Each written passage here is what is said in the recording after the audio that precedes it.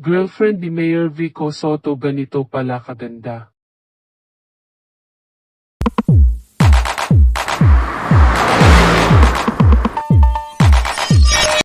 Kahit sino ay talagang mapapauna lang sa ganda sa sinasabing kasintahan ni Mayor Vico Soto.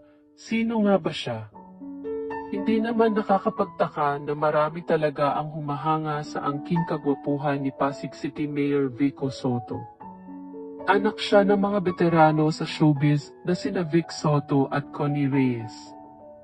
Gayunpaman ang kanyang kasikatan ay hindi lamang dahil sa kanyang mga magulang.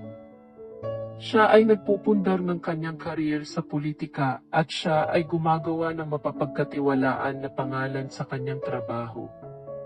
Madami ang nag-aabang na kababaihan sa love life ni Mayor Vico Soto.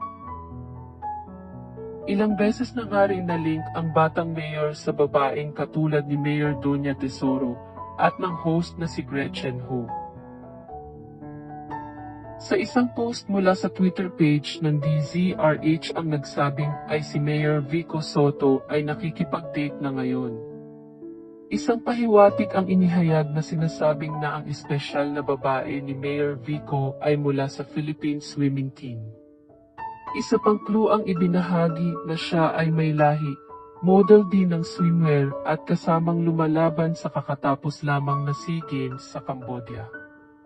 Sa huli, base sa kanilang description, lumalabas na ang babae umano sa puso ngayon ni Mayor Vico ay si Thea Isabella Salvino na isang swimmer at nanalong SEA Games gold medalist nito lamang kakatapos na Southeast Asian Games.